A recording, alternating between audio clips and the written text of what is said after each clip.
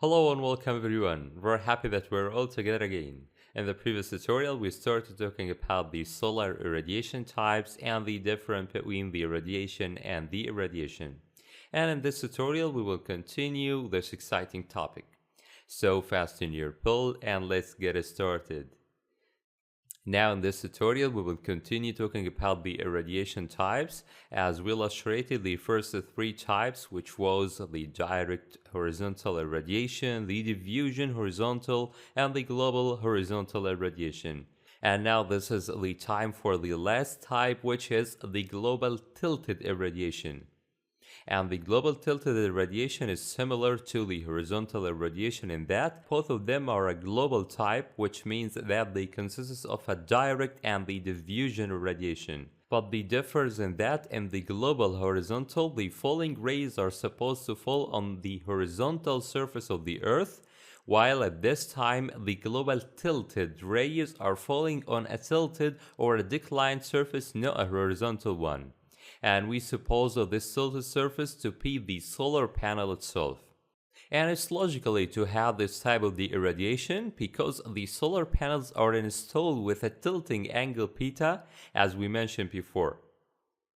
So we must analyze the irradiation that falls on the solar panel, as we must know what will be the amount of irradiation that our panel will receive. And here it's simple as S sub m, which is the irradiation for the module. But you may ask now, why we need to install the panels with a specific tilting angle theta? So this is because we need the solar rays to fall on the panels vertically with an angle of 90 degrees, because we get the most benefit when the rays are perpendicular to the panel. But the problem now is that the Earth's surface takes a sphere shape like this one here. So the solar rays will be vertical to the Earth only at the equator of the Earth.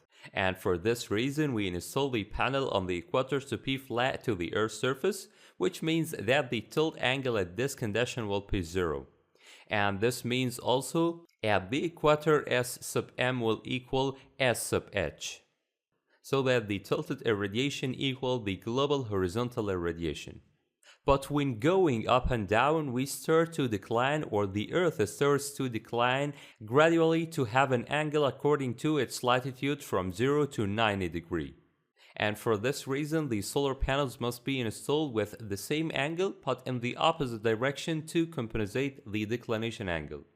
So the solar panels will be installed with an angle theta that makes S sub m at the point not equal S sub h, as S sub h is perpendicular to the Earth's surface, while S sub m is perpendicular to the panel's surface.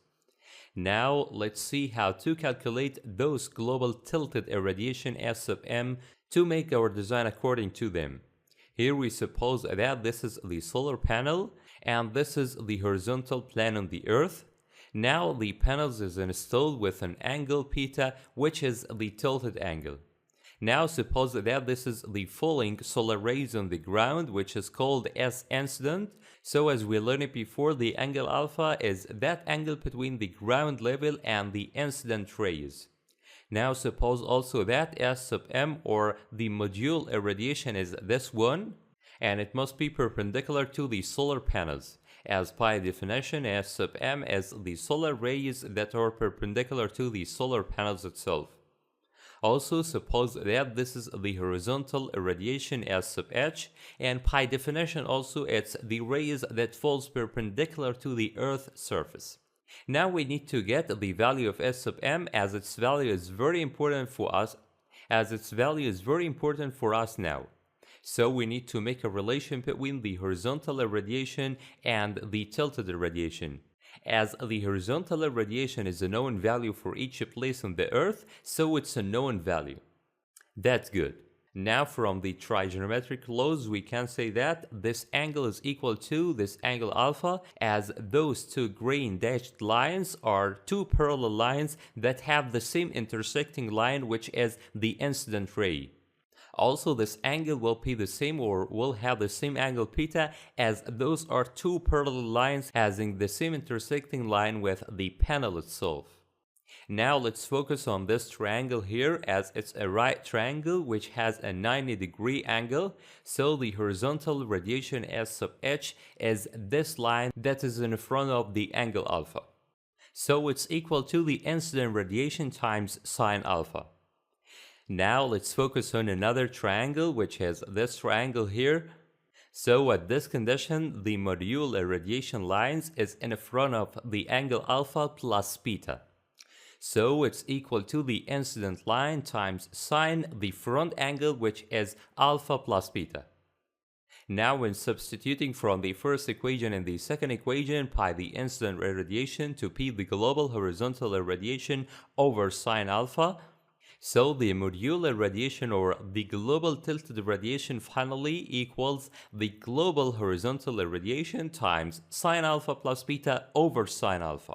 That's good. But you may now need to know what is exactly the S sub m means for us, or what is the type of the quantity that we will handle during the solar design. So what is the S sub m? As all what we said about S sub m is that it's the irradiation from the sun, or it's the energy consumed through a specific period of time, or it's the solar radiation at a specific period of time.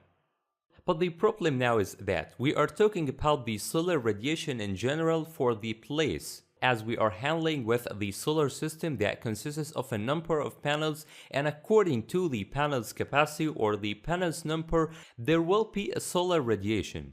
So the more the number of panels, the more the radiation from the sun. And this means for us that the radiation is a property determined by the existing case of the solar design.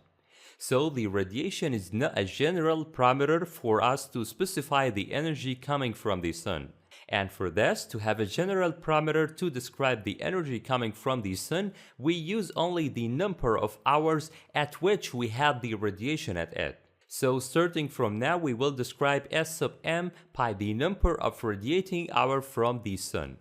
Therefore, we can say that S sub m is the number of hours at which we have a net radiation from the sun on the panels.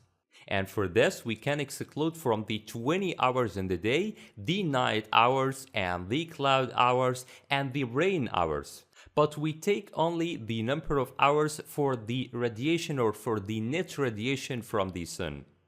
And as we know previously, the radiation from the sun varies greatly during the day, so the net number of radiation hour has a variation in the solar radiation due to the changing angle of the solar rays on the panels.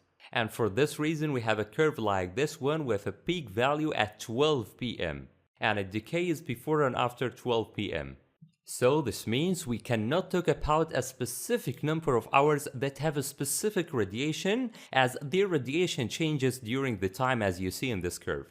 So for this reason, we come up with another definition for the S sub m, which is the peak sun hours.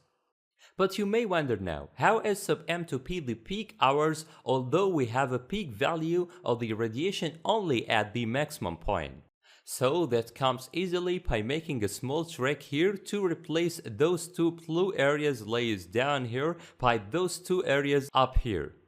So we replace this curved blue area by those orange areas. And then we can have this triangle area that represents the solar irradiation. And by this solution, we can convert the radiation from a variable function with the time to be a fixed function with the time that has a fixed peak value during the day. And physically, this means that we have only a radiation from 9 p.m. to 3 a.m. But this radiation is the maximum radiation, as it has a fixed peak value as you see. Now the last thing we have is to know how to get the most benefit from the solar radiation. So we know well that the best radiation is got when the falling rays on the panels are perpendicular to it. But we have just known that the actual falling rays are the incident, while the perpendicular falling rays are the S module. So if we manage to make the incident rays equals to the module rays, at this condition all the falling rays on the module will be perpendicular to it. So to represent this mathematically, S module equal S incident. But we have known that the S module equal the S incident times sine alpha plus beta. So when substituting, we will have S module equal S module times sine alpha plus beta. So S module will be cancelled with S module, which means that sine alpha plus beta equals to 1.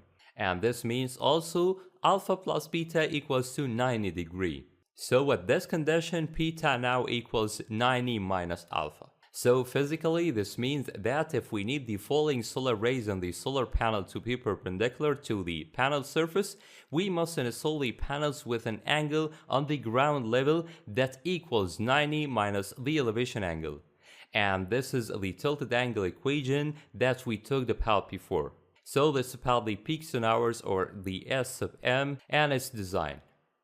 Now I think that's enough for this tutorial. Hope that's clear right now. Thank you for watching and see you next tutorials.